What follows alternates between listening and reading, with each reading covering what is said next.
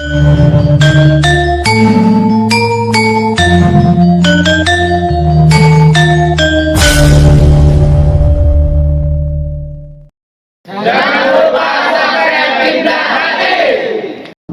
ingin mengatakan bahwa sesatu-satunya kamu terbang tidak akan bisa mengalahkan kinjeng kok. Betul nggak? Sepandai-pandainya kamu itu bisa masuk dalam tanah, tidak akan bisa mengalahkan belut kok. Sepandai-saktinya kamu bisa menyelam dalam air, tidak akan bisa mengalahkan ikan kok. Ya udah. Jadi orang yang sakti sih seperti siapa? Tangan kosong, masuk kantong kosong, dibuka kosong. Itu yang sakti. Artinya bener kan? Jadi orang kesaktian itu kebenaran sebetulnya. Iya, bukan kehebatan semacam itu. Itulah persoalannya. Di muladun itu sebetulnya kalau di dalam spiritual itu namanya jadab, namanya wali majutub, ujuk-ujuk. Yang kemarin tuh masih jadi rampok. Kali ini ketemu udah mengejutkan, lah kok begini? Ada, tapi tidak banyak. Oleh karena itu jangan ditiru. Kalau meniru yang sering terjadi, jangan yang jarang terjadi. Betul nggak? Itu ya, tetap kita terikat dengan hukum kausalita. Ada pelatihan, ada bimbingan dan sebagainya. Dan kita jatuh bangun berulang-ulang biasa itu. Apakah wali mungkin nggak maksiat?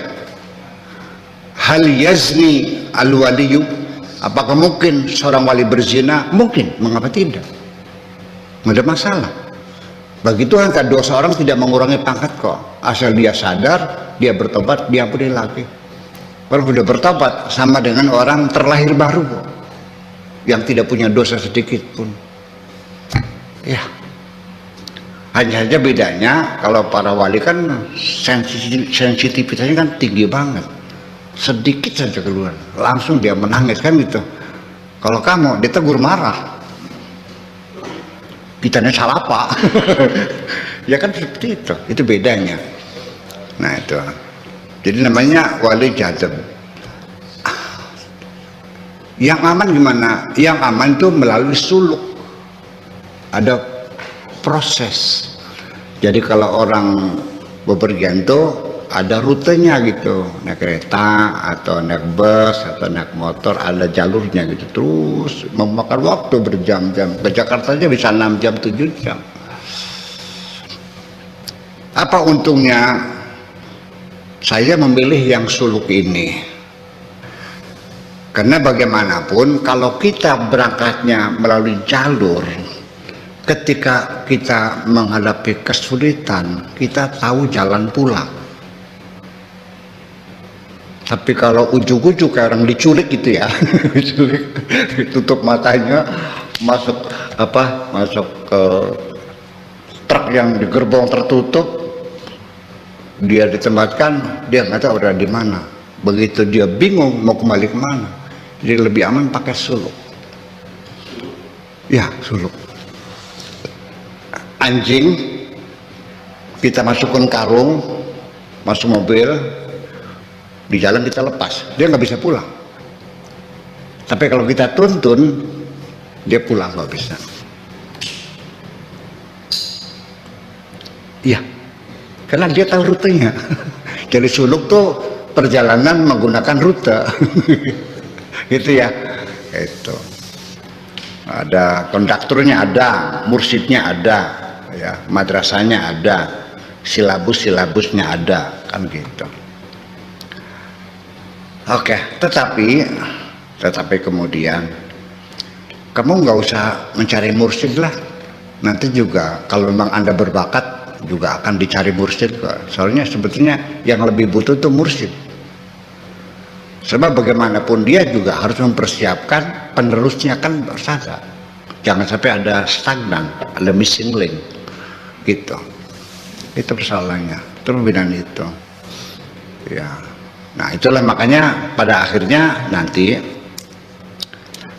kita dari pelajaran nasib begini nih, nanti pada saatnya ketika Allah sudah menghendaki Anda itu bisa berkenalan dengan Tuhan, nanti juga Anda akan dikasihkan kesempatan oleh Tuhan untuk berkenalan dengan orang yang sudah kenal Tuhan, dan nanti dia itulah yang akan memperkenalkan kepada kamu. Tetapi kalau memang belum nasibnya, sudah ketemu juga salah tingkah, ngelawan baik kah? Nyongan, nah, ya keraguan munculnya itu ya. Wali tak duduk ini. Jangan-jangan kalau kita halban. Jika perintahnya diabaikan, masa iya ada perlawanan? Berarti beda. Berguru dalam keilmuan di perguruan tinggi, semakin kita kritis, semakin disayang oleh dosen dong. Iya. Saya ini sering dipeluk-peluk dosen saya tuh. Azim, ya Syekh Abdul Syakur anta azim. Azim, gue jempol gitu. Ya, karena kita terus ya membantah, melawan, kreatif anaknya. Ya, tapi dalam spiritual kan berbeda. Iya. Ini kadang-kadang perlu dihentikan dulu rasionalitasnya tuh. Pokoknya nurut sebetulnya. Tapi ini tidak selamanya ya. Kalau sudah levelnya sama juga sama, dia bebas. Ada. Jadi dalam masa apa? Kalau sebelum kuliah tuh apa namanya tuh? Masa gemblengan sebelum kuliah apa namanya? Mapram. Ospek ya. Ya namanya ospek sekarang ya. Ya itu. Ada, tapi tidak selamanya. Nanti kalau sudah masuk, nah sudah bebas. Itu Volpi lebih bebas nanti ya. Iya. Nah, jadi saya kira seperti itu. Apa namanya? Memang prosedural, ada proseduralnya ada. Dan itu termasuk Syekh Abdul Qadir Al-Jailani sendiri. Itu dia mencari anak-anak yang berbakat. Sampai konon kisahnya itu ada salah satu wali abdal yang meninggal kekosongan kan. Ya seperti dalam birokrasi lah. Kabinetnya berhalangan. Masa di kosong itu lah cari kan. Nah, nyari-nyari di antara para ulama, para kiai, nggak ada yang cocok. Nemu sama anak muda non muslim, tapi bagus anaknya, dideketin, dibina, ya jadi wali. Iya, rasa gitu kira-kira gitu. Jadi nanti akhirnya mah bukan agamanya, bukan sukunya, bukan warna kulitnya, bukan turunan lah, langsung ke hati kita itu. Dalam isyarat di Al-Quran ada isyaratkan kan, diisyaratkan dalam Al-Quran, yauma la yanfa'u malu wala banun illa man atallaha biqalbin salim. Nanti nggak ada manfaatnya itu, harta, ya, keturunan. Yang akan bisa ketemu Allah adalah orang yang hatinya baik. Illa man atallaha biqalbin salim. Kecuali orang yang hatinya baik, itu baru bisa menghadap Tuhan. Iya.